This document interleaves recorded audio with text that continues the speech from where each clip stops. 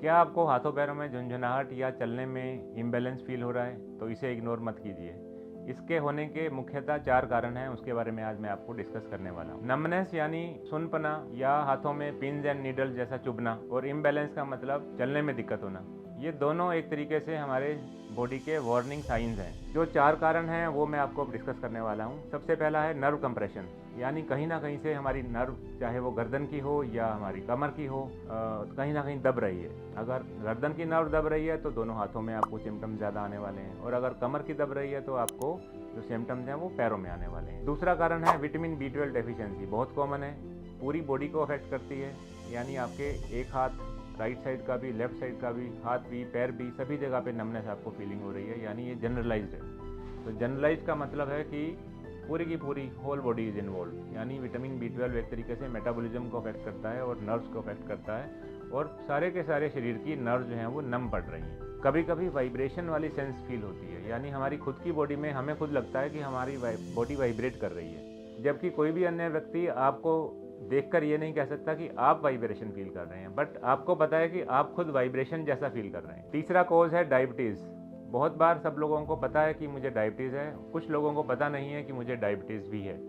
यानी एक टेस्ट है blood sugar fasting, blood sugar postprandial यानी खाना खाने के बाद वाला, या एक एवरेज टेस्ट है जिसको हम HbA1c कहते हैं। अगर वो HbA1c टेस्ट हिडन रूप से आपका 6.4 से ऊपर तक जा रहा है, यानी कभी किसी का 7 निकल के आया है, 8 निकल के आया है, आज भी मैंने एक पेशेंट देखा जिनका 9.4 निकल कर आया, और वो सिम्टम्स इसी सिम्टम से आए थे कि यस मुझे नमनेस, अजीब सी सेंसेशन, चलने में दिक्कत हो रही है। तो एक डायबिटीज़ जो है वो मुख्यतः आपको डायबिटिक न्यूरोपैथी करता है, और यही सेम सिम्टम यानी numbness, pins and needle sensation, imbalance, ये सब चीज़ें डायबिटीज़ की वजह से हो सकती हैं। बहुत बार अनकंट्रोल्ड डायबिटीज़ और बहुत बार इवन कंट्रोल्ड डायबिटीज़ भी इस चीज़ को जन्म देता है। चौथा कारण है हमारा ब्रेन, यानी ब्रेन और साथ में ईयर का कनेक्शन। जब ब्रेन और ईयर के कनेक्शन में प्रॉब्लम होती है तो भी ये समस्या आ सकती है। इटसेल्फ ब्रेन के अंदर कोई स्ट्रोक आया हो या कोई ट्यूमर हो, ट्यूमर भी ऐसी जगह पर हो जहाँ पर हमारा बैलेंस होता है, यानी सेरिबेलम और पोन्स के लेवल पे जो ब्रेन स्टेम होता है, अगर वहाँ पर कोई ट्यूमर आ रहा है, या हमारे कान के अंदर कोई प्रॉब्लम आई है, या फिर हमारे कान और ब्रेन के जो जंक्शंस होते हैं उनमें कोई प्रॉब्लम आई है, इंक्लूडिंग सेरिबेलम, तो ये भी समस्या, ऐसे ही सब चीज़ें आपको आ सकती हैं। और ख़ास तौर पर इसमें इनर ईयर का डिसऑर्डर भी शामिल है। आपको ये सीरियस कब लेना चाहिए? जब आपको ये numbness and pins and needles शरीर के किसी एक भाग में हो, राइट में हो या लेफ्ट में हो, यानी अब इसका मतलब ये हेमी बॉडी में है, इसका मतलब हमारी बॉडी में जो एक साइड में है तो वो ब्रेन का अदर पार्ट यानी अपोजिट साइड जो है वो कंट्रोल करता है। अगर लेफ्ट साइड में सिम्टम्स हैं तो ब्रेन के राइट साइड के हिस्से से वो कंट्रोल होकर सिम्टम्स आ रहे हैं।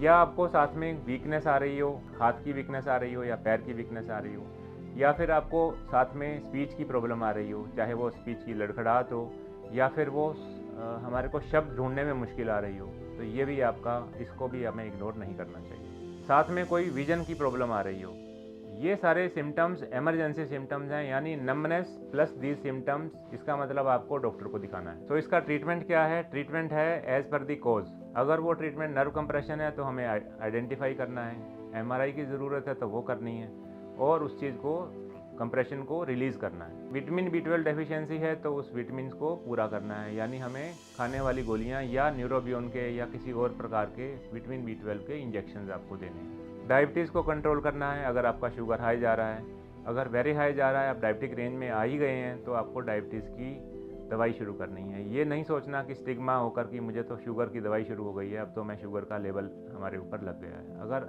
है आपका HbA1c ज़्यादा तो आपको शुगर की दवाई लेनी ही है। हर बार ये नहीं सोचना है कि हम इसको डाइट से कंट्रोल कर लेंगे, क्योंकि जब तक वो डाइट से कंट्रोल होगा कम से कम 2 से 3 महीना तो लगेगा ही, और वो नमनेस एंड अदर सिम्टम्स आपके आगे प्रोग्रेस होते जाएंगे। सबसे इम्पोर्टेंट, पेन किलर्स या कोई देसी नुस्खा ज़रूरी नहीं है कि उससे आप ठीक हो जाएं। सबसे पहले तो कारण को जानें, आइडेंटिफाई करें, रूट कॉज को पहचानें।